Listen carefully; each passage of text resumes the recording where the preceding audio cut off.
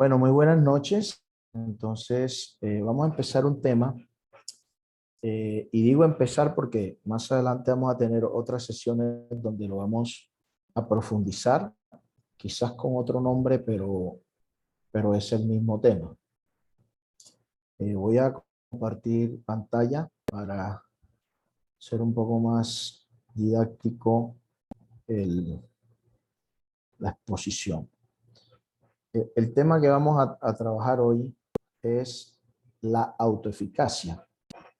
Recordemos que hay básicamente 4 autoesquemas muy importantes que son objetivo y foco de trabajo en la terapia, en las psicoterapias cognitivas, sean de segunda o de tercera generación, pero siempre eso va a ser un objetivo de trabajo.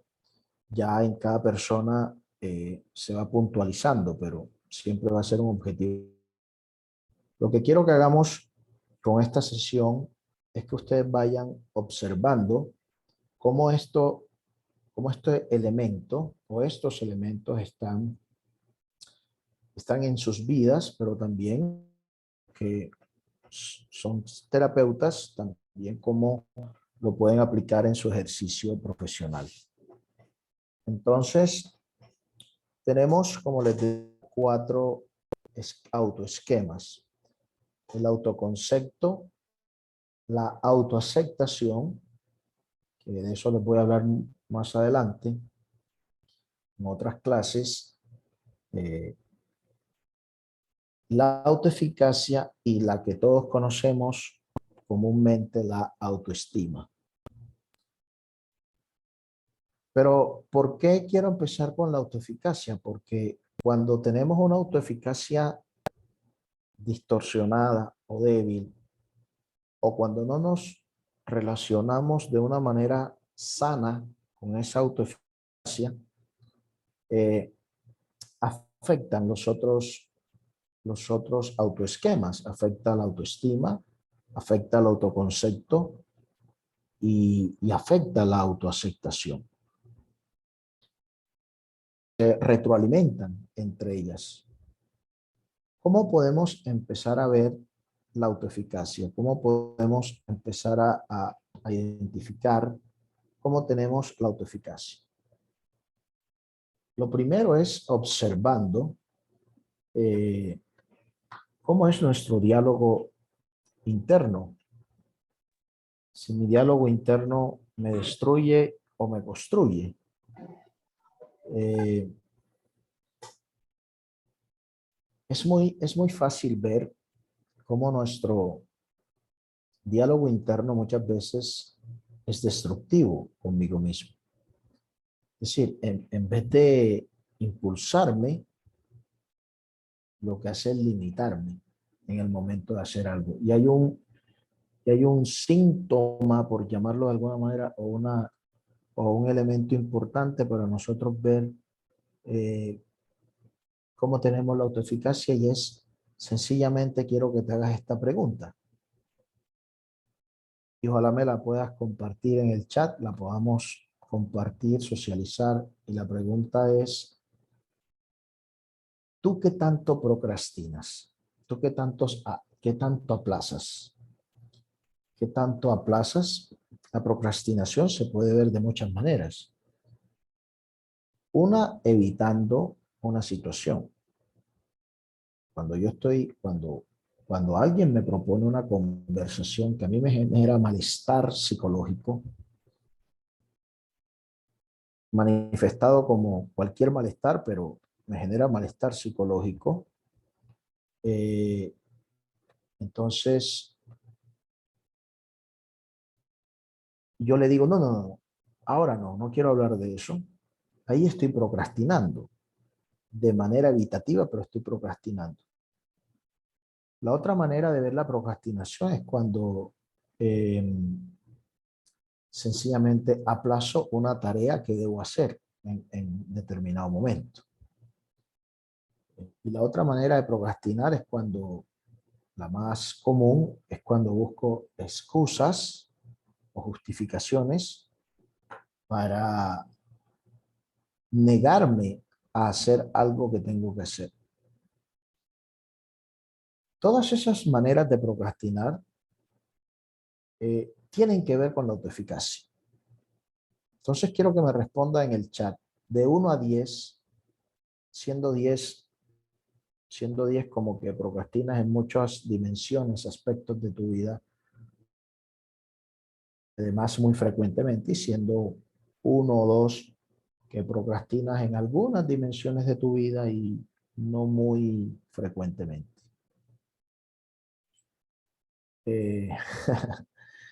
Además le pones un sentido catastrófico, ¿no? Es horrible procrastinar. Bueno, pero lo primero para empezar a trabajar en mí es reconocerme, darme cuenta que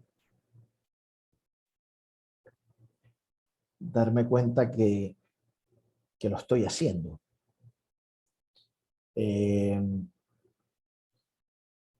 Muy bien. Entonces, ¿por qué la autoeficacia, o sea, por qué la autoeficacia se ve en la procrastinación? ¿Cómo noto yo la autoeficacia en la procrastinación? Pues lo primero es ver que, primero vamos a definir qué es autoeficacia. La autoeficacia son las creencias, son mis creencias, mis reglas. Como ustedes saben, ya vimos una clase sobre reglas, acerca de qué tan capaz o qué tan incapaz, qué tan competente o qué tan incompetente me veo yo para hacer, pero también para ser como persona o para tener algo. Cuando una persona dice, no, yo nunca podría tener voy a decir algo muy superficial, pero real. Yo nunca podría tener una casa como la que tiene fulano de tal. Se está viendo con una autoeficacia baja frente a tener algo. O yo nunca podría tener esa capacidad de gestionar las emociones que tiene fulano de tal. Ahí tiene una autoeficacia acerca del ser. Pues yo nunca haría también tal cosa como lo hace fulano de tal. Esa es una autoeficacia del hacer. Lo importante de la autoeficacia es ver que la autoeficacia es un continuo. Es decir, la autoeficacia siempre va en un continuo de soy capaz, no soy capaz, soy competente, no soy competente. Pero aquí juega un papel importante el pensamiento reflexivo. Es decir, el problema en sí no es tener baja autoeficacia en algún aspecto de tu vida. Ese no es el problema. Quiero que esto te quede y te lo grabes para siempre. El problema en sí no es tener una baja autoeficacia en una circunstancia o en un aspecto de tu vida. Ese no es el problema. El problema está aquí. El problema es cómo tú te relacionas con esa baja autoeficacia. Y la manera como tú te relacionas con esa baja autoeficacia tiene que ver con tu pensamiento reflexivo, que fue una clase que ya vimos. En la medida que yo potencio mi pensamiento reflexivo, es decir, potencio la capacidad de hacerme preguntas, de reflexionar, de analizar, me voy a relacionar con mi baja autoeficacia de una manera que me va a permitir trasladarme, por eso son como, ¿no?, a tener quizás no una alta autoeficacia, pero quizás, y lo más importante, me va a ayudar a trasladarme a un punto, a un estado mental y emocional de disposición.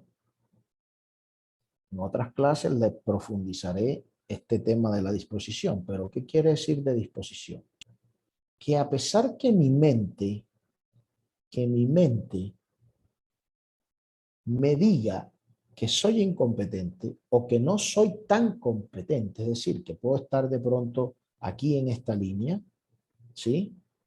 O sea, de pronto no estoy aquí, pero estoy por aquí, es decir, no soy ni tan incompetente, pero tampoco me creo tan competente, que quizás a pesar de que mi mente me dice eso, como tengo desarrollado un pensamiento reflexivo, aún así, oye bien, aún así puedo actuar, puedo tomar acción, puedo ejecutar los comportamientos que necesito ejecutar para, para lograr el objetivo que quiero lograr. Eso se llama disposición conductual. Esto es un tema de la terapia de aceptación y compromiso. La disposición se trabaja mucho en terapia de aceptación y compromiso, que es una terapia de tercera generación. Entonces, recuerda, lo importante es cómo te relacionas con tu baja o con tu alta autoeficacia. Y eso te lo va a dar el pensamiento reflexivo. Ahora bien, la autoeficacia, como bien lo decía ahorita, se da en el ser, en el hacer y en el tener. Pues la autoeficacia siempre se va a dar en estos tres aspectos: el aspecto emocional, el aspecto cognitivo y el aspecto conductual. ¿Cómo se da la autoeficacia en el aspecto emocional? Por ejemplo, cuando una persona piensa que no es capaz de manejar su ansiedad, que su ansiedad lo paraliza, que su ansiedad lo posee, lo domina y lo vuelve un etcétera. Y entonces surgen pensamientos como: es terrible, es insoportable. Eso es una autoeficacia emocional baja. O personas que dicen: es imposible que yo controle la ira. Eso es una autoeficacia emocional baja. La autoeficacia cognitiva tiene que ver con tus procesos mentales, es decir, cuando te crees incapaz, cuando te crees incompetente, cuando te crees torpe, cuando te crees bruto, cuando te crees que eres lo más vulnerable, el más vulnerable. Entonces, todas esas creencias tienen que ver con la autoeficacia cognitiva. Y la autoeficacia conductual tiene que ver con creer que no eres capaz de ejecutar una determinada acción o un determinado comportamiento. Obviamente, el ser humano no es ni emocional, ni cognitivo, ni conductual. Estas son diferenciaciones más de tipo académicos, pedagógicos. Pero en la cotidianidad nosotros somos un todo, un organismo completo. Es decir, la autoeficacia se activa y se activa lo cognitivo y se activa lo emocional y afecta lo conductual. Pero hago esta diferenciación es para que en el momento de hacer una autoevaluación o en el momento de tú hacer una evaluación con tu paciente, puedas ver en dónde encaja más su baja autoeficacia. Si encaja más en lo cognitivo, si encaja más en lo conductual y si encaja más en lo emocional. Porque esto nos va a dar unas luces para determinar cómo trabajarlas. Repito, cómo trabajarlas en tu paciente o cómo trabajarlas contigo mismo. Por ejemplo, si tu autoeficacia es más de tipo conductual, lo más conveniente es aplicar técnicas de exposición progresiva y sistemática, o aplicar técnicas de relajación, o aplicar técnicas de disposición, es decir, técnicas de afrontamiento, ¿sí? Entrenamiento en afrontamiento. O puede ser un entrenamiento en habilidades sociales. no puede ser un entrenamiento en solución de problemas, si es más de tipo conductual.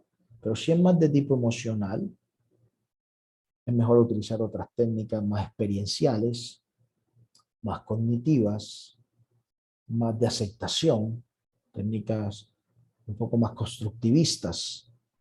O si es de tipo cognitivo, utilizar técnicas un poco más racionalistas, como es la terapia racional de Ellis o la terapia de Beck, o sea, hacer reestructuración cognitiva. Eh, o hacer también terapia de aceptación desde lo cognitivo. Entonces, por eso la diferencia. ¿Hasta aquí tienen alguna pregunta o continuamos?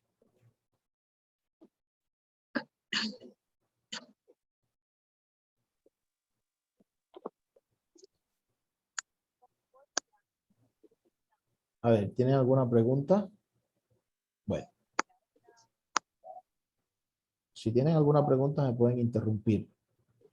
Bueno, entonces, la autoeficacia, es importante que nos hagamos dos preguntas para ir autoevaluando la autoeficacia y es, ¿cuáles son mis creencias acerca de mi capacidad para ser, hacer o tener? Es decir, en otras palabras, ¿qué es aquello que yo creo que no puedo ser? ¿Qué es aquello que yo creo que no puedo hacer? ¿Qué es aquello que yo creo que no puedo tener? Voy a poner un ejemplo de una paciente que tuve. Lizeth, ¿tienes una pregunta?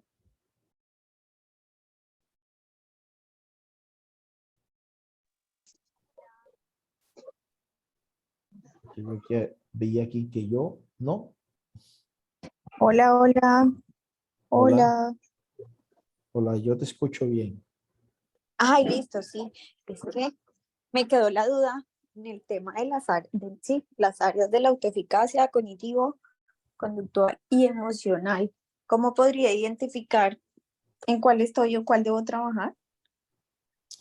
Bueno, ok, ya te voy a responder esa pregunta con lo que estoy aquí diciendo. Mira, si, si tu autoeficacia tiene que ver, perdón, si tu malestar o tu problema tiene que ver con creer que no eres lo suficientemente capaz o que no tienes suficiente, voy a utilizar un término que no me gusta, pero es como para hacerme entender, la suficiente fuerza de voluntad para manejar ciertas emociones. Eh, Eso tiene que ver con una autoeficacia emocional. Hay otra manera en donde se presenta la autoeficacia emocional y es cuando las personas utilizan frases como estas. Eh, me vuelvo, me vuelvo demasiado torpe cuando, cuando siento vergüenza. Sí, recuerden que la vergüenza es una emoción.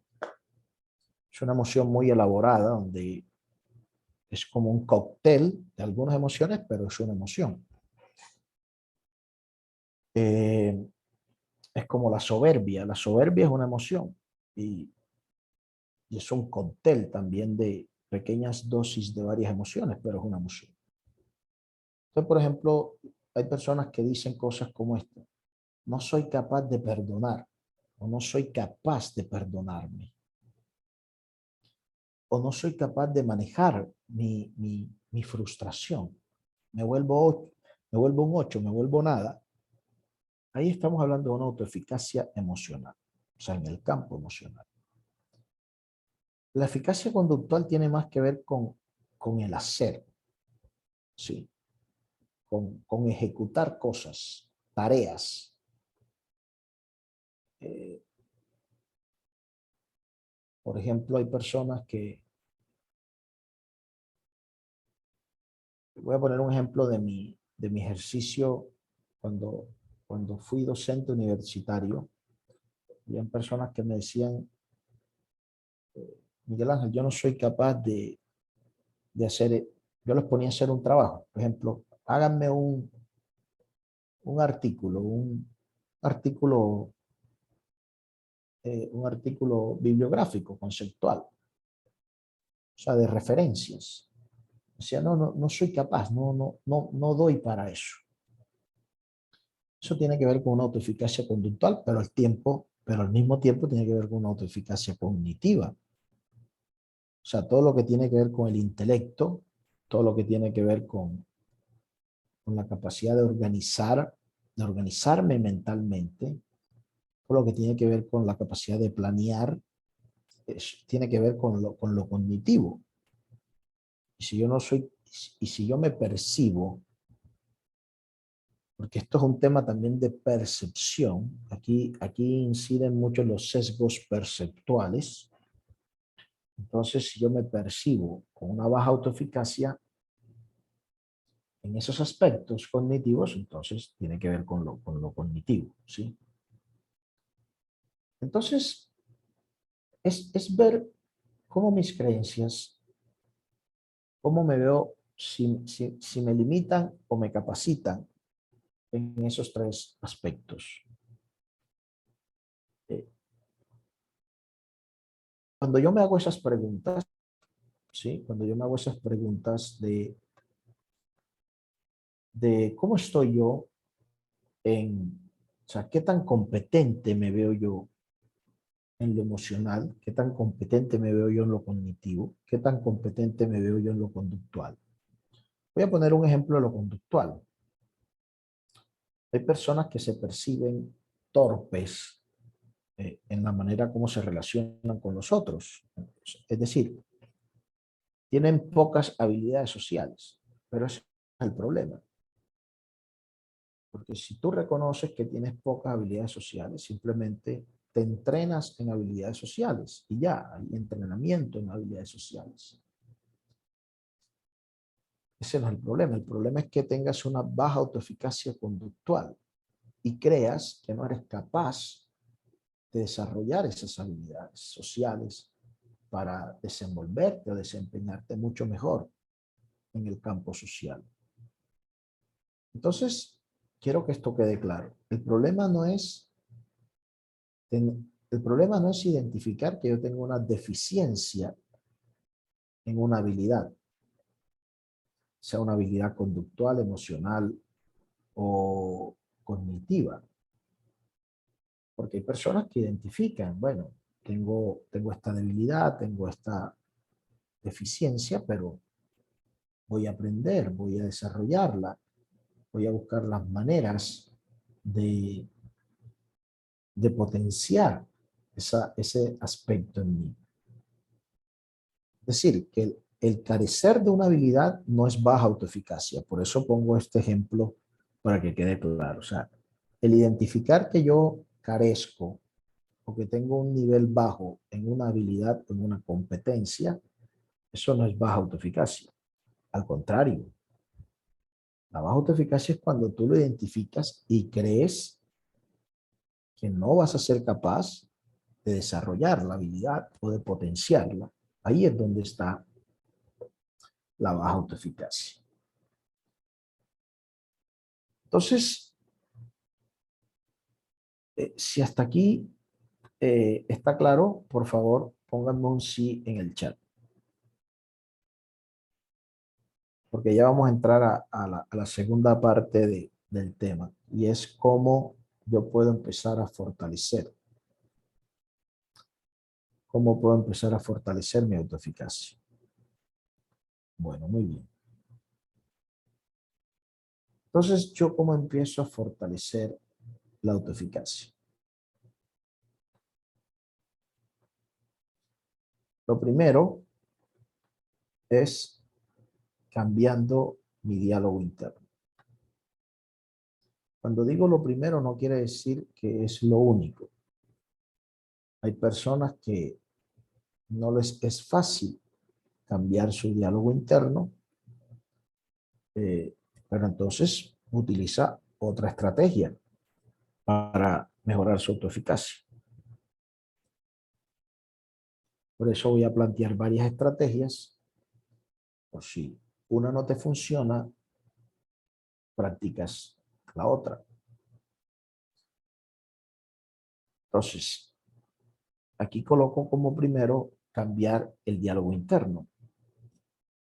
Cambiar el diálogo interno no es tener un diálogo interno positivista en el sentido de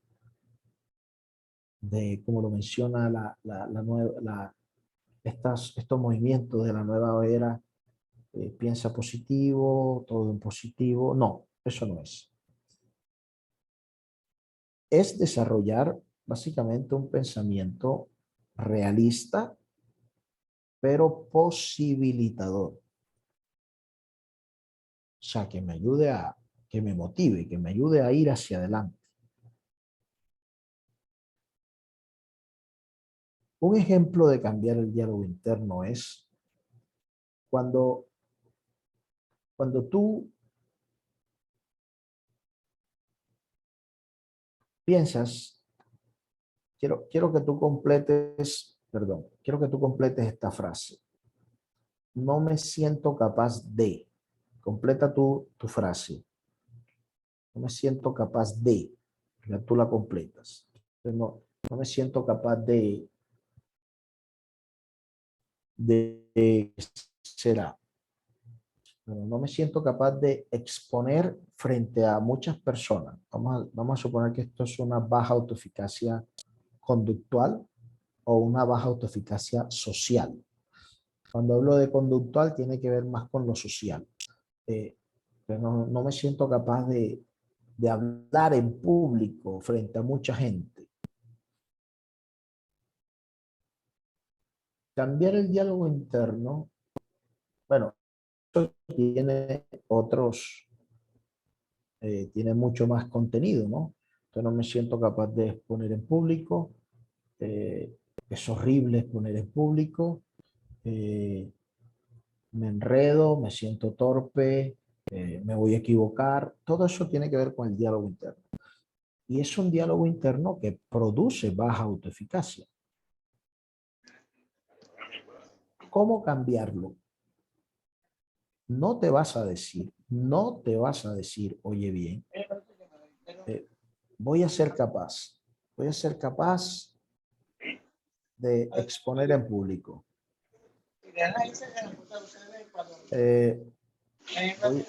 Voy a ser capaz y lo voy a hacer bien. No voy a tener nervios. No, no es así. Cuando cambias el diálogo interno, lo vas a hacer de una manera realista. Y es de esta manera. Primero, reconociendo lo que estás sintiendo. Aceptando tus emociones y los pensamientos de ese momento.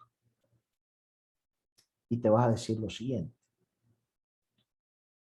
Aunque mi mente me diga que no soy capaz, yo lo voy a hacer. Fíjate que aquí hay un elemento importante. Es un elemento terapéutico. A ver si alguno de ustedes me dice cuál es el elemento que hay ahí por el chat. Cuando yo digo aunque mi mente me diga que no soy capaz, yo lo voy a hacer y voy a experimentar y voy a vivir esta experiencia al 100%. Me voy a disponer a hacerlo. ¿Qué hay ahí? O sea, ¿qué es lo que está haciendo el sujeto? ¿Qué es lo que está haciendo la persona en ese momento? Yo les he hablado de eso en algún momento. ¿Qué es lo que está haciendo? Porque quiero que lo sepan, que se den cuenta.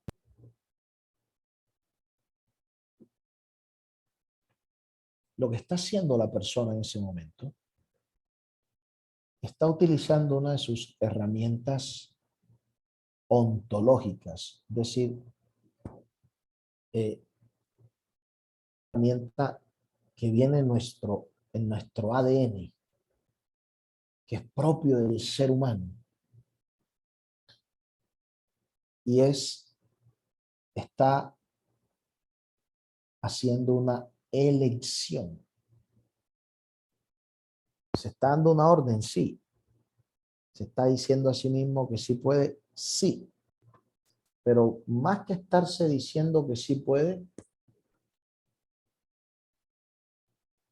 está eligiendo, está tomando una elección. Es el poder de elegir. O sea, el poder de elegir y decir, que ahí es cuando yo les decía, el problema no es tener baja autoeficacia, el problema es cómo me relaciono con esa baja autoeficacia. O sea, es como cuando uno se dice a sí mismo, me voy a arriesgar, pase lo que pase, pero lo quiero hacer. ¿Por qué lo voy a hacer? Porque lo quiero hacer. Punto. Ese es el diálogo interno que hay que promover dentro de uno mismo. Lo voy a hacer porque lo quiero hacer. Punto.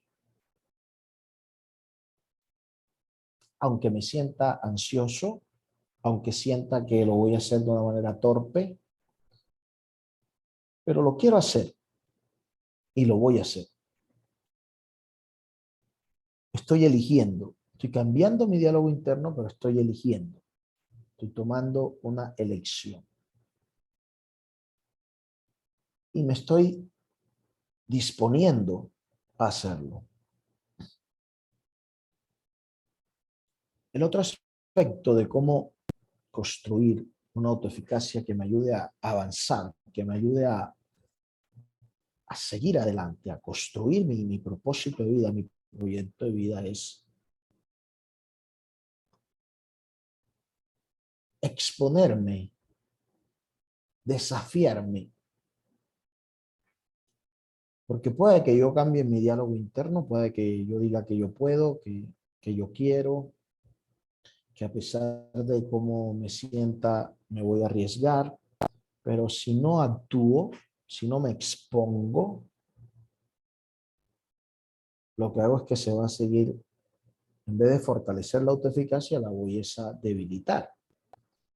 Hay unos estudios que demuestran, hay varios estudios que demuestran que cada vez que tú procrastinas, cuando digo cada vez no es una vez, ya, cuando procrastinas con frecuencia,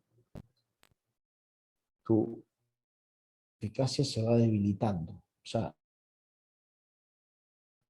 es como si el mensaje que tú le dieras a tu propia mente, a tu cerebro es, no puedes. O sea, cada vez que tú procrastinas le estás diciendo a tu cerebro, no puedes, no puedes, no puedes, no puedes. Y ya te lo dices tantas veces, no con palabras, sino con el hecho de procrastinar, que el cerebro termina creyendo que no puede y termina entonces justificando la procrastinación.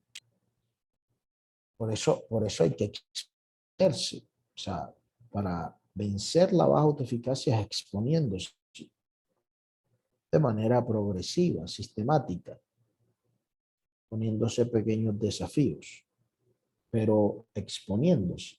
En la medida que te vas exponiendo, ¿qué es lo importante cuando tú te expones? Y esto tiene que ver con el diálogo interno.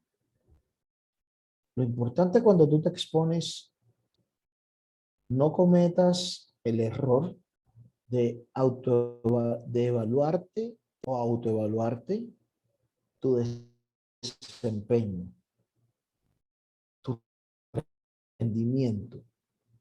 Porque si tú te expones para evaluar tu rendimiento, seguramente la segunda vez no te vas a exponer, porque seguramente el rendimiento o el desempeño no fue óptimo. Cuando tú te expones es para evaluar una sola cosa, y es que te expusiste. O sea, suena simple, pero es así. Yo me expongo a hablar en público, si me cuesta hablar en público, o me expongo a sostener una conversación que para mí es muy incómoda, que para mí es muy agobiante, y me quedo ahí y no la evito y no la procrastino y me quedo ahí y la sobrellevo. Y el gran triunfo, el gran logro es que me quedé ahí, que me expuse. Ese es el triunfo. Y entonces ese triunfo me va a llevar a la segunda, a la tercera, y ya después, cuando ya me he expuesto varias veces, ya sí puedo empezar a evaluar mi desempeño en esa exposición. Pero inicialmente no. O sea, inicialmente el único propósito y el único y la única razón, el único logro de exponerme es exponerme. ¿Por qué muchas exposiciones no funcionan? Por eso, porque no se le explica al paciente o no eres consciente de que el propósito de la exposición es exponerse, no evaluar su desempeño. Entonces, te expones y empiezas a evaluar cómo lo hice, cómo hablé. Y obviamente, la primera, la segunda, la tercera exposición, pues el desempeño no es el mejor. Entonces, en vez de aumentar tu autoeficacia, lo que haces es aplastarla. Entonces, mucho cuidado con esto. Yo en particular soy muy amigo de la exposición, pero porque yo lo hago conmigo mismo. Me ha funcionado y me sigue funcionando porque creo que es en la exposición donde se descubren y se potencian muchas cosas, o sea, y se rompen con muchos esquemas y muchas creencias limitantes. Y obviamente va de la mano, va acompañada de un diálogo interno propositivo, un diálogo interno capacitante. La tercera estrategia es el desarrollo del pensamiento reflexivo. Recuerden ustedes que ya lo vimos en otra clase, que el pensamiento reflexivo fundamentalmente es la capacidad o desarrollar la habilidad de cuestionarme, de hacerme preguntas. No es sacar conclusiones a priori y poner etiquetas, sino hacerme preguntas, cuestionar y cuestionar sobre lo cuestionado. Entonces, ¿cómo aplico el pensamiento reflexivo en la autoeficacia? Pues, cuando yo me pregunto, ¿será que no soy capaz? ¿O será que, o qué es lo que me hace falta para ser un poco más capaz? Tampoco saltes de la incapacidad a la capacidad. No, o sea, no hagas eso tan abrupto, porque puede ser un poco estúpida esa decisión. O más bien, da pequeños pasos. O sea, el pensamiento, por eso es un pensamiento reflexivo. O sea, ¿cómo puedo yo ser un poco más ágil en esta determinada destreza y ser más capaz de aprender? ¿Qué tengo que fortalecer? ¿Qué tengo que entrenar? ¿O qué definitivamente tengo que eliminar? Que un cuadro que yo utilizo mucho con mis pacientes, una matriz, ¿sí? 4 aspectos en unos cuadros. Y yo pongo a mis pacientes muchas veces a que llenen estos cuadros, sobre todo cuando trabajo la autoeficacia. Un cuadro, el primer cuadro tiene que ver con crear. La palabra crear, es decir, ¿qué tienes que crear para hacer, para ir pasando de la incompetencia a la competencia? O sea, ¿qué tienes que crear en ti? Crear tiene que ver con desarrollar algo en ti. Puede ser una habilidad, puede ser una competencia, puede ser una destreza, o puede ser un modo de pensar, es decir, voy a desarrollar más el pensamiento creativo, el pensamiento reflexivo. Eso es crear. El otro cuadro tiene que ver con eliminar. O sea, ¿qué tienes que eliminar? O sea, ¿cuál es esa creencia que definitivamente tienes que eliminar? ¿O cuál es esa regla que definitivamente tienes que eliminar? hay una regla que es muy contradictoria para la autoeficacia y es que no puedo equivocarme. Es que equivocarse es terrible. O sea, esa es una actitud. Entonces, ¿qué tienes que eliminar? Tal vez sea una actitud, tal vez sea una regla, pero mira qué tienes que eliminar. Y esto no es solo para la autoeficacia, es un ejercicio muy importante, sobre todo también cuando quieres ir a otro nivel y lograr objetivos más desafiantes en tu vida. Entonces, ¿qué tienes que crear y qué tienes que eliminar? Los otros dos cuadros tienen que ver con qué debo potenciar, ¿sí? O sea, ya no es crear, ¿por qué? Porque potenciar es algo que tienes, pero que no lo tienes tan fuerte. O sea, que hay que potenciarlo, hay que fortalecerlo. Y el cuarto, la cuarta parte de esa matriz es que tengo que modular, ¿sí? Como bajarle el volumen. Entonces, algo que tengo que no debo eliminar porque de alguna manera me es funcional en mi vida, pero que tengo que bajar. Tengo que bajarle la intensidad. Voy a poner un ejemplo con disminuir o con modular, porque ese es el que más se le dificulta a las personas. Vamos a suponer que yo soy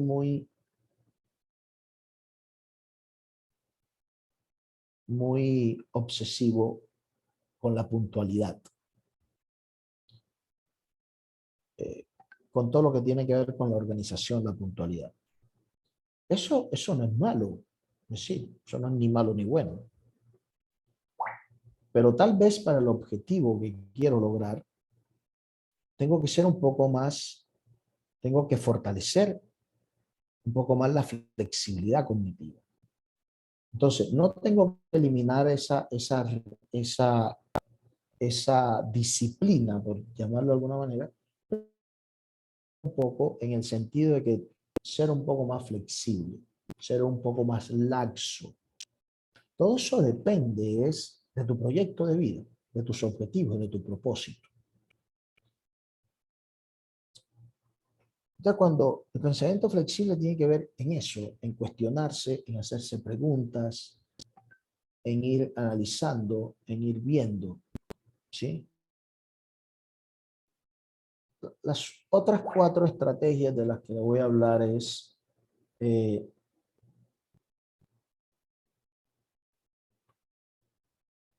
gestionar las emociones y gestionar la frustración.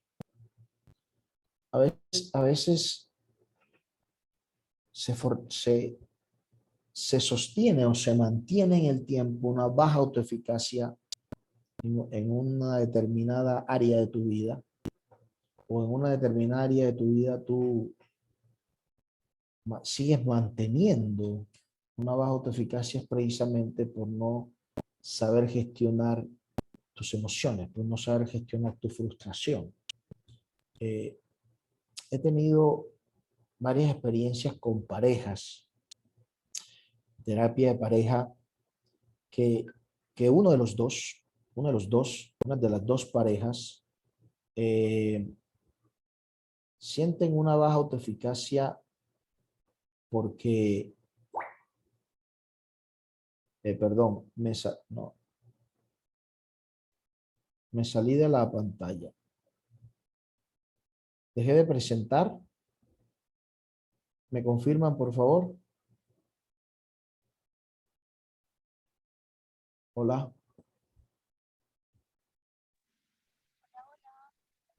Hola, hola. ¿Todavía ven la presentación? No, no te escucho. Hola. Ah, bueno, perfecto, listo. Entonces, en ciertas parejas he visto cómo el inadecuado manejo de la frustración lo lleva a que se le afecte su autoeficacia. O sea, empiezan a creer que no, que son personas demasiado torpes, que no van a ser capaces de sacar adelante determinados conflictos como pareja. Y ese es un tipo de autoeficacia también, que es muy sutil y que muchas veces no se ve, y es el sentirme incapaz de solucionar un determinado problema o un determinado conflicto, ya sea con mi pareja, ya sea en el trabajo, ¿sí? Es un tipo de autoeficacia social, conductual.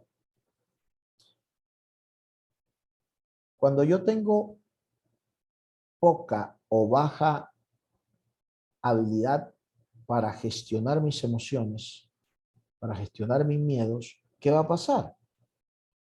Mi autoeficacia va a bajar.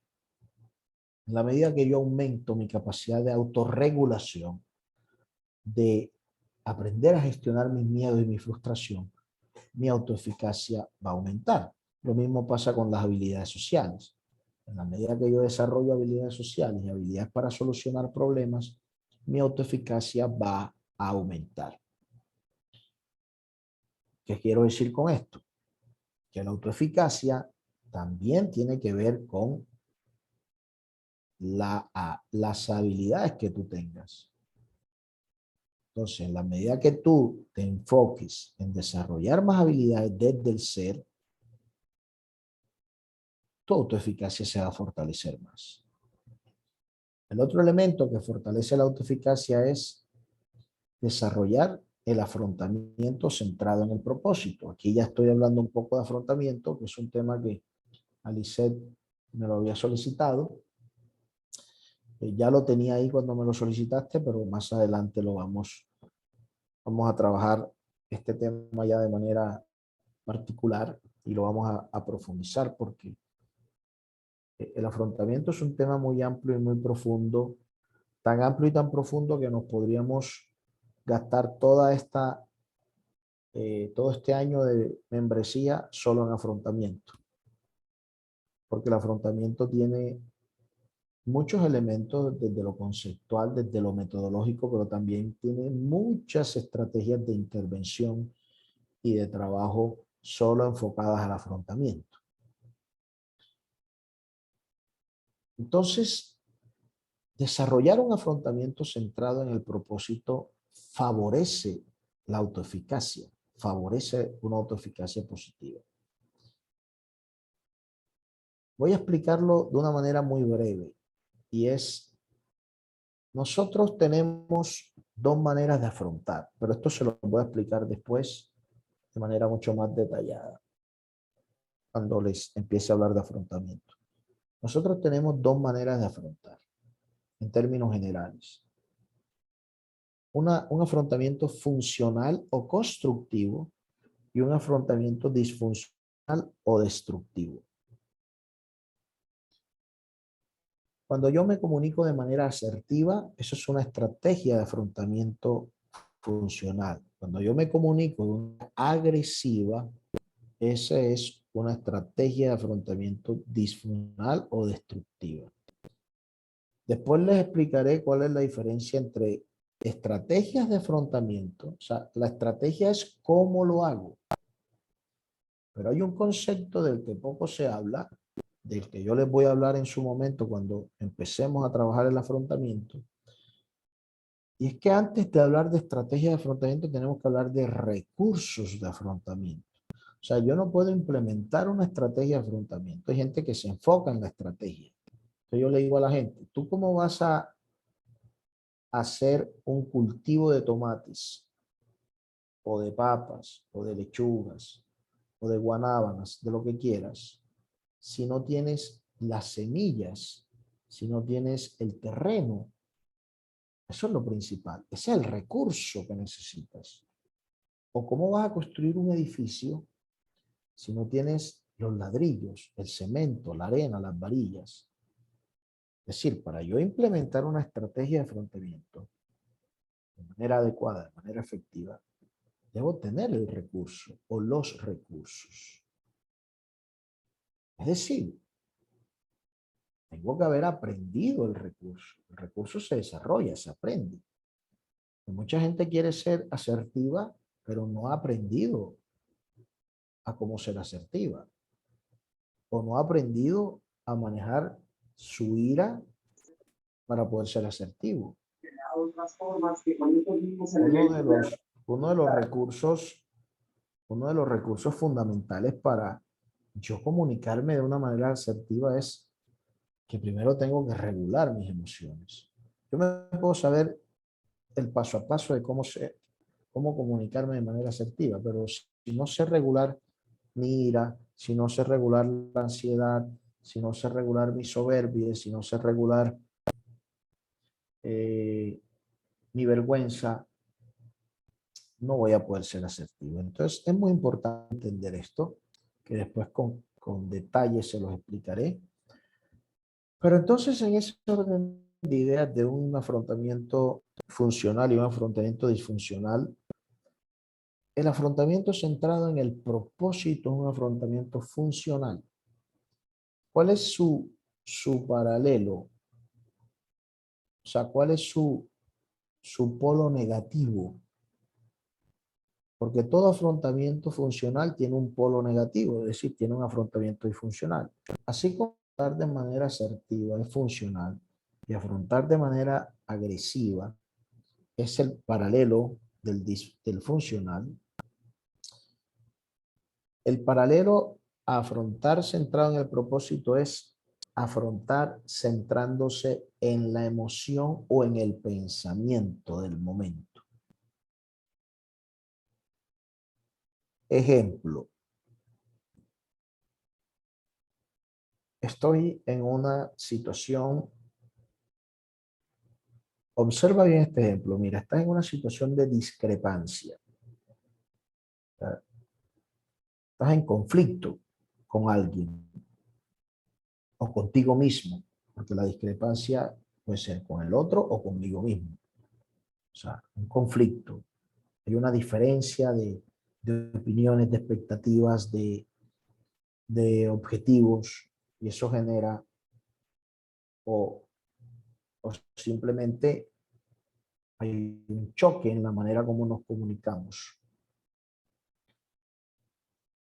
Si tú te centras en la emoción, probablemente vas a afrontar de manera agresiva o de manera pasiva o de manera conflictiva.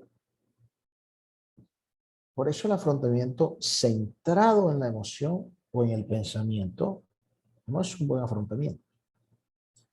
Si tú te centras en el propósito, vas a autorregularte y sabes que te tienes que mantener regulado para poder lograr el propósito. ¿Cuál es el problema que sucede aquí? El grave problema es que, y esto lo veo frecuentemente con mis pacientes, es que las personas tienen muchas metas, muchos objetivos, muchos deseos, muchos sueños, muchas ilusiones, pero no tienen un propósito de vida. Entonces, ¿cómo te vas a centrar en el propósito si no tienes un propósito? Una cosa diferente es un objetivo, propósito es otra cosa, ¿sí? Entonces, la autoeficacia la fortalece el propósito. Es decir, cuando yo tengo un propósito, yo puedo tomar la decisión, tomar la elección de actuar aunque me sienta vulnerable. Esa es la ventaja de afrontar centrado en el propósito. La otra estrategia que fortalece la autoeficacia es la disposición conductual, que la he mencionado ya varias veces. En la medida que yo me disponga, en otras palabras, la disposición es compromiso. O sea, en la medida que yo me comprometa a ejecutar ese plan de acción que ya he diseñado, me compromete y lo ejecute, si tengo una disposición, mi autoeficacia va a aumentar. La disposición tiene que ver con la exposición. No es lo mismo, pero tiene que ver. Disponerme es comprometerme a hacer lo que tengo que hacer en coherencia con lo que quiero lograr, con lo que quiero ser como persona, con lo que quiero tener y obtener. Disposición no son ganas. Esto es muy importante. Hay gente que dice, pero es que no tengo ganas hoy. La disposición no son ganas. Disposición no es motivación, no. Disposición es compromiso. Con ganas o sin ganas, con motivación o sin motivación. Yo siempre un ejemplo muy práctico para entender la disposición. La disposición es lo que hacen los grandes atletas, los atletas de alto rendimiento. Un atleta de alto rendimiento tenga o no tenga competencia cerca, es decir, cerca en el tiempo, entrena y entrena con rigurosidad, con esfuerzo, con disciplina. Pero él no entrena cuando tiene ganas. ¿Qué tal Mariana Pajón o qué tal Katherine Ibargüen cuando yo creo que ya se retiró? ¿O qué tal Nairo Quintana? No, hoy no tengo ganas, hoy no voy a entrenar. O no, hoy tengo pereza, hoy no me voy a levantar a entrenar. No fueran deportistas de alto rendimiento. Habrán días, y se lo he escuchado a muchos atletas de alto rendimiento, que hay días que no tienen ganas, que hay días que quieren tirar a la PM el entrenamiento. Así, es como cuando nosotros nos metemos a estudiar una profesión o un posgrado. O sea, hay días que no queremos hacer nada, hay días que no queremos estudiar, que no queremos hacer el trabajo, que no queremos hacer, que no queremos leer. Pero la disposición es precisamente eso. Es el compromiso de que lo voy a hacer. No porque tenga que hacerlo, no. Es porque quiero hacerlo. Ganas y querer no es lo mismo. O sea, quiero hacerlo porque me lo propuse. Entonces lo voy a hacer. Esa es la disposición. Por eso es importante también preguntarse, ¿no? ¿Qué tanta disposición tienes? Y si no la tienes, pues lo contrario a disposición es procrastinar. Absolutamente. Quiere decir entonces que si procrastinas demasiado, debes hacer un entrenamiento, debes entrenarte, debes fortalecer la disposición. La disposición se entrena. Hay unos ejercicios terapéuticos precisamente para eso.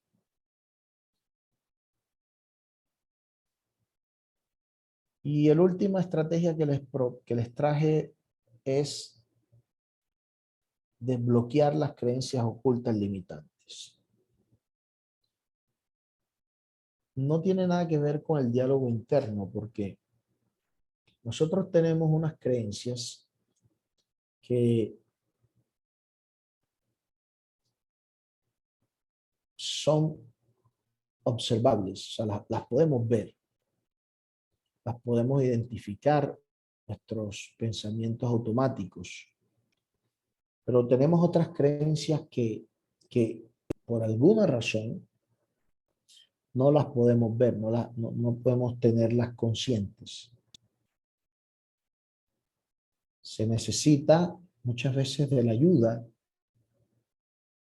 de un terapeuta experto, además, porque no todos los terapeutas son expertos en esto, se necesita la ayuda de un terapeuta experto que te ayude a identificar esas creencias que están ocultas para modificarlas, para desbloquearlas y para que puedas lograr eso que quieres lograr. Estas creencias ocultas por lo general,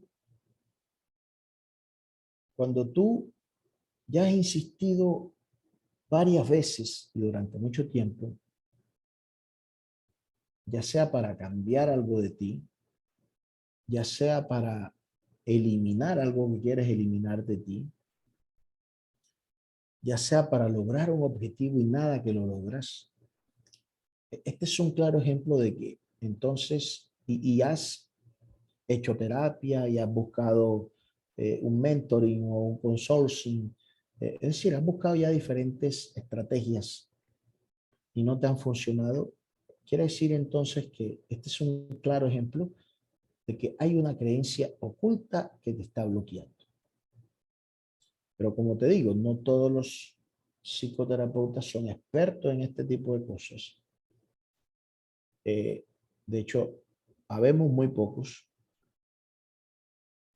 pero es una creencia oculta que hay que identificar, eliminar, ponerla a la luz y reestructurarla. Alguna vez hice un trabajo con una paciente y identificamos una creencia oculta y que estaba bien oculta porque estaba muy oculta porque era una persona muy eficiente en lo que hacía, pero había algo en su vida que no le funcionaba.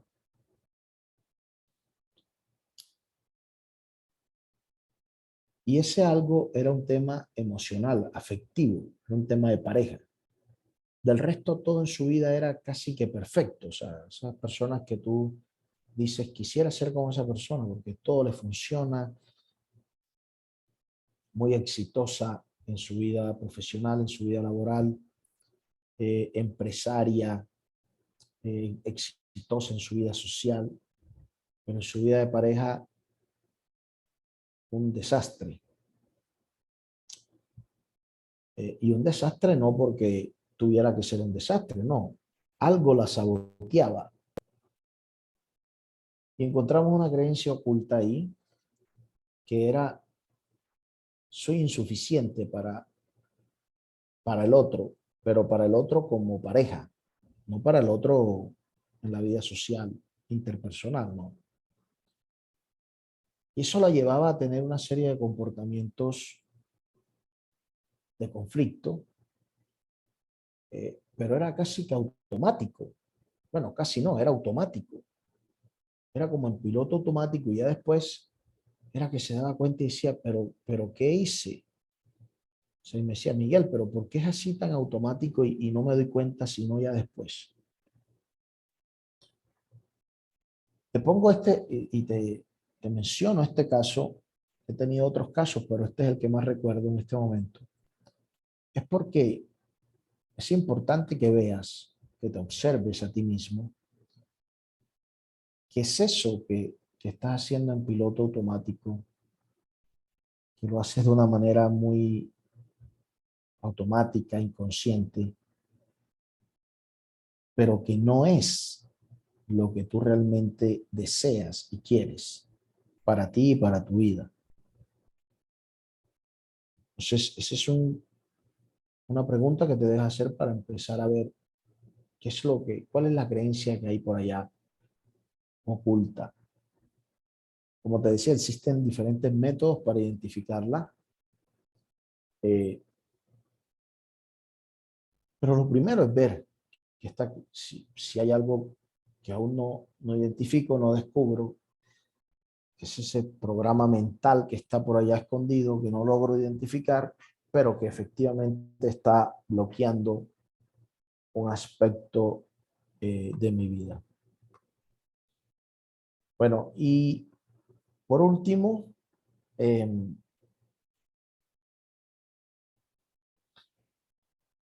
para fortalecer la autoeficacia hay que tomar acción. Y la primera acción o la primera elección que debes tomar es: quiero fortalecer mi autoeficacia. Esa es la primera elección, la primera decisión. Si no te ocupas de fortalecer tu autoeficacia, si no te ocupas de trabajar en ello, pues no va a pasar nada. Hay que ocuparse, hay que hacerse responsable de que todos los autoesquemas, la autoeficacia, el autoconcepto, la autoestima, la autoaceptación, se trabajan, se entrenan, se fortalecen. Pero necesitas tomar acción, necesitas hacer, ocuparte de eso para que puedas fortalecer tu autoeficacia y en la medida que fortalezca tu autoeficacia vas a empezar a ver otro tipo de resultados en tu vida. Bueno, con esto termino la clase de hoy. Si tienen alguna pregunta, por favor, si alguien quiere abrir el micrófono, me la puede hacer o puede hacerlo o lo puede hacer por el chat, no hay ningún problema, como quiera. Voy a dejar aquí de compartir. Lo pueden hacer por el chat o si quieren abren su micrófono y me preguntan.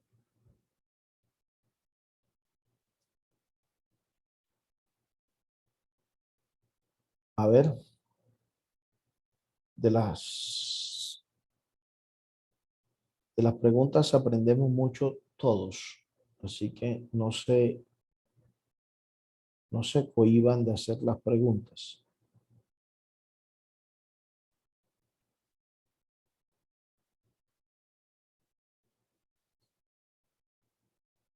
A ver.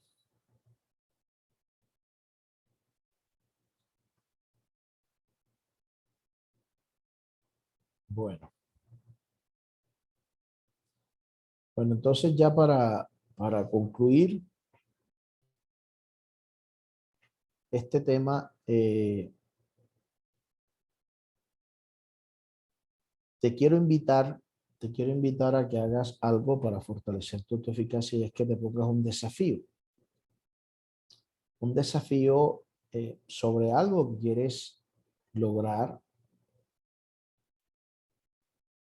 y te expongas de manera sistemática, no tan fuerte inicialmente porque no tienes un acompañamiento, pero te expongas de manera sistemática y te atrevas. Recuerda que la esencia es hacerlo, atreverse.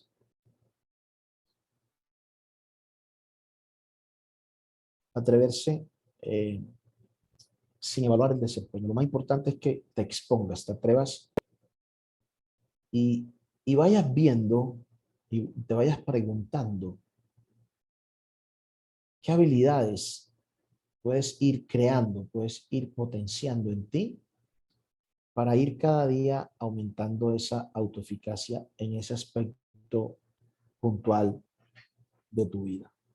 Ese es el ejercicio al que te invito a que hagas para empezar a fortalecer este aspecto de tu vida que sin duda te va a ir potenciando como persona, como humano y te va a hacer mucho más,